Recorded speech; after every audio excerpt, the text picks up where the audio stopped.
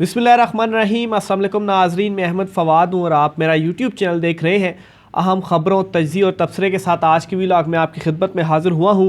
नाज़रीन, दो बड़ी स्टोरीज़ हैं जो आपके साथ मैंने शेयर करनी है। वो कहते हैं कि जब भी किसी ताकतवर को कोई इख्तियार या कुर्सी मिलती है तो वो भूल जाता है कि इस कुर्सी में उसने हमेशा जो है वो नहीं बैठना।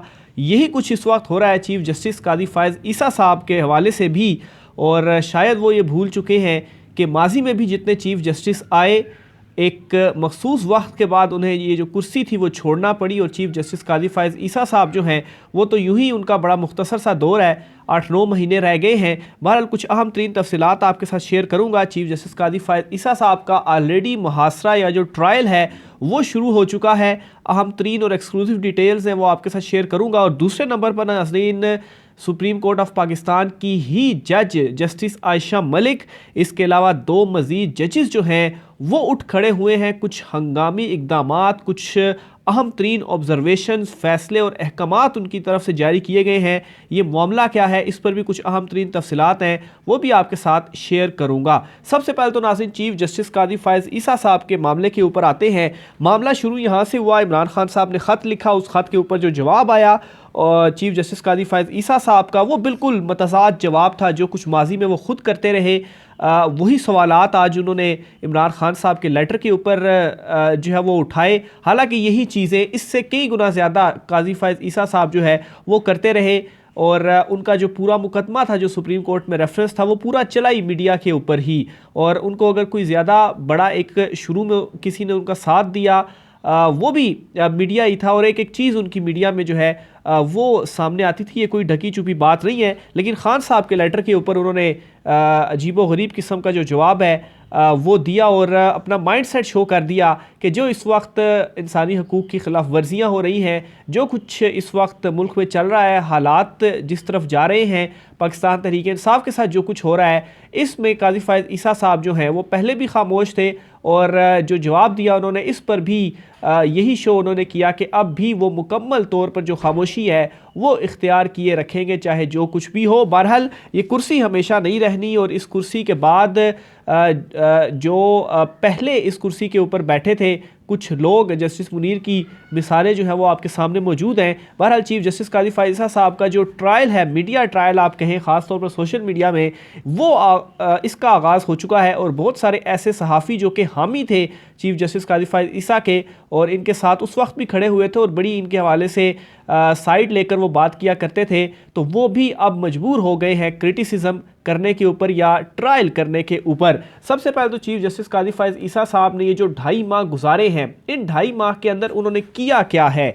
आखिर बड़े बुलंदो बाला जो दावे थे उनके हवाले से वो सामने आते थे, पर इन्होंने इस 2.5 माह के अंदर असल में किया क्या है, कारकर्दगी क्या रही, क्या बड़े फ़ैसले जो हैं वो दिए हैं, इस पर कुछ थोड़ी सी रोशनी जो है वो मैं डालता हूँ। फिर आगे चीज़ों को, मामलात को लेकर चलूँगा, ख़ास तौर पर जस्टिस आयशा मलिक वाला मामला और मज़ीद दो जजेस जिसमें पेशावर हाई कोर्ट के भी चीफ़ जस्टिस साहब हैं, उन्होंने भी बड़ा एक हुक्म दिया है, वो भी आपके सामने रखूँगा। तो एक तहरीर है वसीम मलिक साहब ने लिखी है। इसमें ये लिखते हैं कि 75 रोज़ में जनाबे चीफ़ जस्टिस कादी फ़ाइज़ ईसा की अदा की गई आइनी ज़िम्मेदारियाँ। ख़बर आप जानते हैं कि साबिक़ वज़ीर-ए-आज़म इमरान खान की जानिब से चीफ़ जस्टिस को एक ख़त लिखा गया कि आप मुल्क में जारी नाइंसाफ़ी और बुनियादी हकूक़ की संगीन खिलाफ वर्जियों पर एक्शन लें। ख़त के जवाब में जनाब चीफ़ जस्टिस ने प्रेस रिलीज़ के ज़रिए फरमाया कि मुझे अपनी आइनी ज़िम्मेदारियों का मुकम्मल इदराक है, मुझे ना दबाव में लाया जा सकता है, ना मैं किसी की हिमायत करूँगा, अल्लाह के फ़ज़ल से और अपने हल्फ के मुताबिक फ़राइज़ की अंजामदही करता रहूँगा। चीफ़ जस्टिस कादी फ़ाइज़ ईसा को चीफ़ जस्टिस का मनसब संभाले 75 रोज़ हो चुके हैं।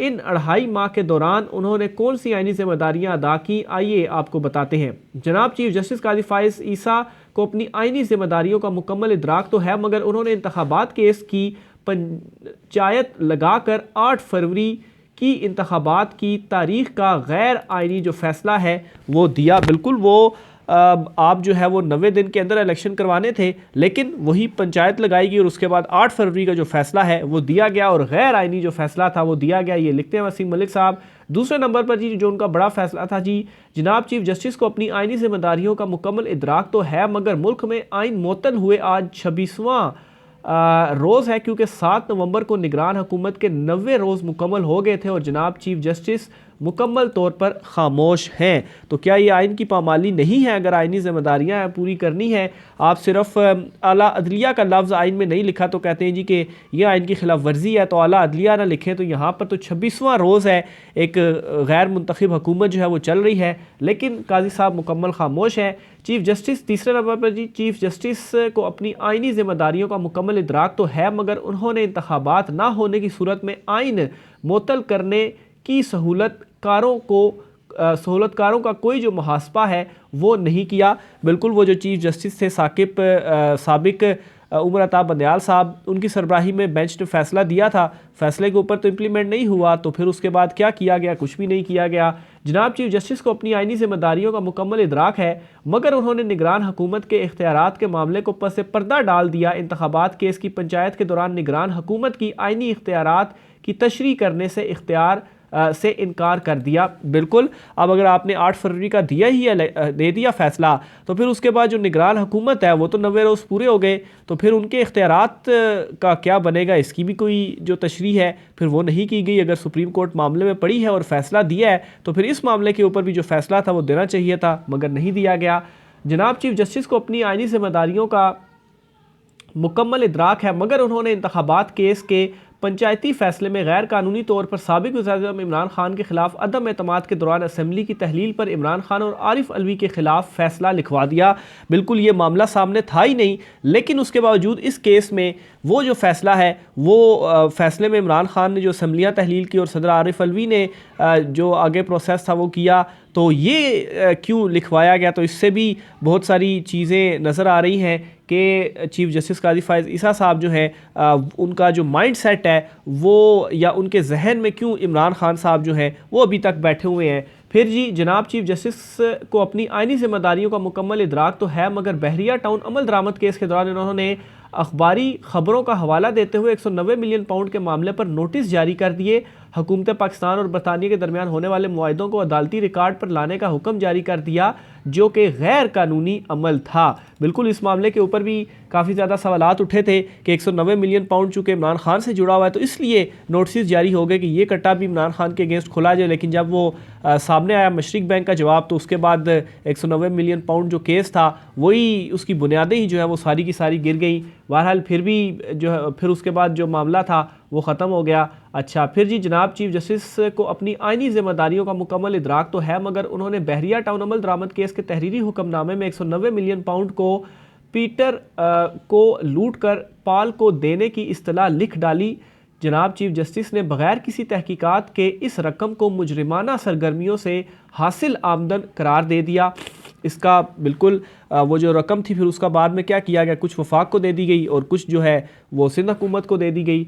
जनाब चीफ जस्टिस को अपनी आइनी जिम्मेदारियों का मुकम्मल इदराक तो है, मगर नैब ने 190 मिलियन पाउंड से मुतल्लिक लिखे इनके फैसले को बुनियाद बनाकर रेफरेंस दायर कर डाला। जनाब चीफ जस्टिस आइन के आर्टिकल 10 और 10A यानी फेयर ट्रायल को पस से पर्दा डालकर ट्रायल कोर्ट में ज़ेर इल्तवा 190 मिलियन पाउंड के मामले पर असर अंदाज भी हुए, और फिर इसके बाद आप देखा कि इमरान खान के अगेंस्ट ये रेफरेंस भी दायर हुआ।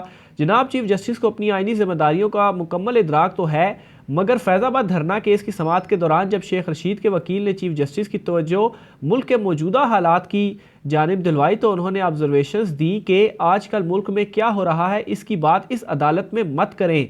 तो जनाब चीफ जस्टिस साहब इस अदालत में बात ना करें तो फिर कहाँ पर ये जो बात है वो करें, और अब बात क्यों ना करें, क्योंकि उन्हें शायद कोई लेना देना नहीं है इमरान खान साहब के लेटर के ऊपर जो उन्होंने रद्द अमल है उससे साफ ज़ाहिर है कि होता रहे जो कुछ होता रहे, हमें क्या। आखिर में जी जनाब चीफ जस्टिस को अपनी आइनी जिम्मेदारियों का मुकम्मल इदराक तो है, मगर उन्होंने बहरिया टाउन केस को अमल दरामद बेंच में बैठ कर सुना।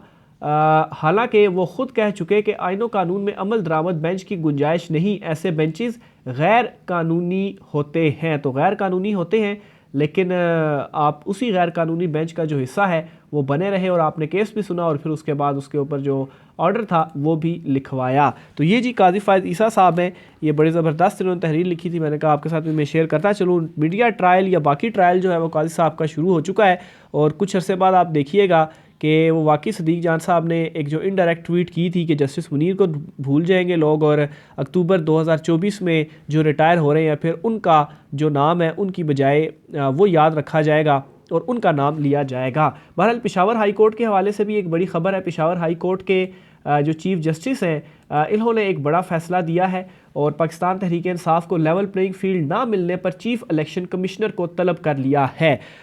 ये पेशावर हाई कोर्ट के जो चीफ़ जस्टिस हैं उनकी जानिब से एक तहरीरी हुक्मनामा जारी किया गया है। बेसिकली खैबर पख्तूनख्वा में वर्कर कन्वेंशन ना करने देने के ऊपर तौहीन अदालत की दरख्वास्त पर यह समाअत थी, क्योंकि हाई कोर्ट का ही फैसला था कि वर्कर कन्वेंशन करने देना चाहिए, इजाज़त थी, लेकिन उसके बावजूद नहीं करने दिया गया, जिस पर तौहीन अदालत में आए थे पाकिस्तान तहरीक इंसाफ। और फिर उसके बाद ये केस की समाअत हुई और इसमें चीफ़ इलेक्शन कमिश्नर को जो नोटिस हैं, जो तलबी है, वो कर ली गई है। पेशावर हाई कोर्ट के जस्टिस एजाज अनवर खान की सरबराही में 2 रुकनी बेंच ने चीफ इलेक्शन कमिश्नर और चीफ सेक्रेटरी खैबर पख्तूनख्वा को 7 दिसंबर को ज़ाती हैसियत में तलब कर लिया है। अदालत ने यह लिखा है कि chief election commissioner Sikandar Sultan Raja ज़ाती हैसियत में पेश होकर बताएं कि वो KPK की सूरत हाल से कितना वाकिफ़ है। क्या PTI को जलसे की इजाज़त ना देने पर इलेक्शन कमीशन ने निगरान हुकूमत के ख़िलाफ़ कोई एक्शन लिया?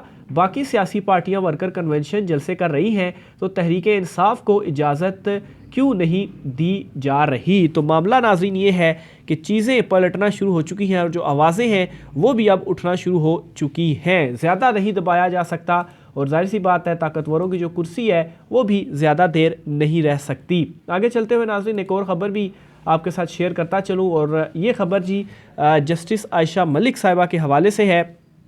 जस्टिस आयशा मलिक ने निगरान हुकूमत जो है इस पर कुछ सवालात उठाए हैं, ख़ास तौर पर इनकी आइनी इख्तियारात के हवाले से जो है वो सवाल उठाया है। और अफ़गान महाजरीन का ये केस था, इस केस के हवाले से आपको मैंने चीज़ें कुछ रिपोर्ट भी की थी, लेकिन स्पेसिफ़िकली इस पॉइंट के ऊपर मैं इस वजह से भी आया हूँ कि अदलिया की साइड पर जो कुछ हो रहा है वो चीज़ें भी आपके साथ मैं शेयर करूं।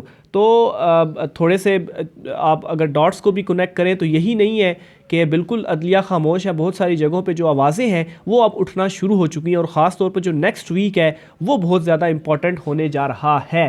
तो मामला कुछ ये था जी कि सुप्रीम कोर्ट में आइन के आर्टिकल 184(3) के तहत अफ़गान महाजरीन की जबरी बेदखली की निगरान हुकूमत की पॉलिसी के ख़िलाफ़ दरख्वास्त की जो समाअत थी जस्टिस सरदार तारिक मसूद की सरबराही में जस्टिस याया अफरीदी और जस्टिस आयशा मलिक पर मुश्तमिल बेंच ने जो है वो की। और इस दौरान जस्टिस आयशा मलिक साहिबा ने जो ऑब्जर्वेशंस दी हैं जी, उन्होंने ये कहा है जी कि गैर कानूनी अफ़गान शहरियों की बेदखली का मामला आइनी तशरीह का भी है, यानी कि क्या निगरान हुकूमत अहम पॉलिसी मामलात पर हतमी फ़ैसला करने का आइनी इख्तियार रखती है?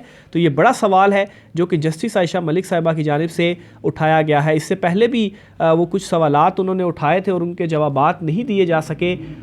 इसी तरीके से ये एक और अहम सवाल है जो कि जस्टिस आयशा मलिक साहिबा ने उठाया है। आईन पाकिस्तान तो बहुत वाज़ेह है कि निगरान हुकूमत सिर्फ इंतखाबात की मुआवनत और डे टू डे अफेयर्स चलाने के लिए होगी, मगर अनवारुल हक काकड़ की सरबराही में निगरान वफाकी हुकूमत और चारों निगरान सूबाई हुकूमतें असल मैंडेट से हटकर इन तमाम मामलात में घुस चुकी है जिसकी आइन कतई तौर पर इजाज़त नहीं देता। और ये वो निगरान हुकूमत है जो कि 90 दिन से एक्सीड कर चुकी है। मुकदमे की समाअत अगले हफ्ते तक मुलतवी की गई है। आयशा मलिक के बाद जस्टिस सरदार तारिक और जस्टिस याया अफरीदी ने भी इस नुक्ते पर पहुंचे कि यह मामला आइनी तशरीह का है, तो supreme court practice and procedure act की रोशनी में आइनी तशरीह के लिए 3 रुकनी लार्जर बेंच तश्कील दिया जाएगा। और निगरान लार्जर बेंच 3 रुकनी नहीं, वो 5 रुकनी का था।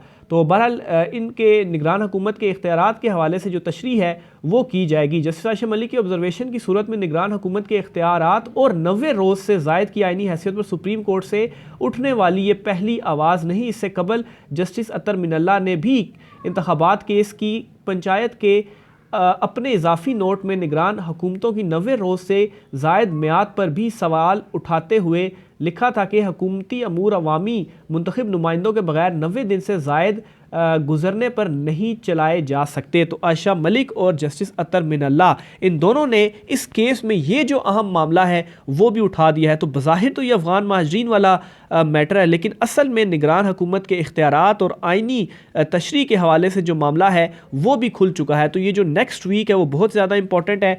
7 दिसंबर को चीफ इलेक्शन कमिश्नर ने भी पेशावर हाई कोर्ट में जाना है। ये जो केस है इस केस में भी 1 वीक का था। बहरहाल ये अब जब समात के लिए मुकर्रर होगा तो ये जो आगे आने वाले दिन हैं इस हवाले से भी बहुत ज़्यादा इंपॉर्टेंट होंगे, क्योंकि और फिर दूसरी तरफ इलेक्शंस के हवाले से जो कहा जा रहा है जी कि 8 फरवरी को भी नहीं होंगे, तो मामलात इतने सादा नहीं हैं। और चीफ जस्टिस काजी फायज़ ईसा साहब ने ख़ास तौर पर जो लेटर के जवाब में एक प्रेस रिलीज़ जारी की है, तो उस मामले में भी जो है वो चीफ जस्टिस काजी फायज़ ईसा साहब जो हैं वो ख़ुद आप कहें कि मुश्किल में इस वक्त पड़ चुके हैं।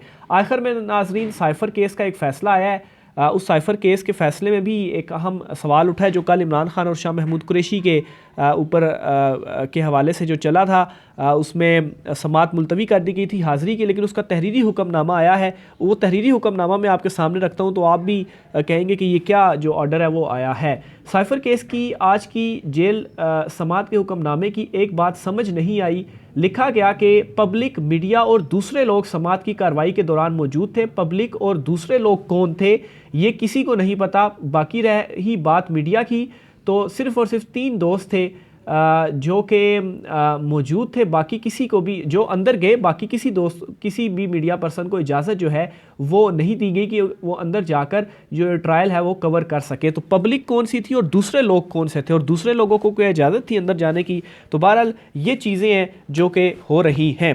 राय का सार कीजिएगा, इजाज़त दीजिए, अल्लाह हाफ़िज़।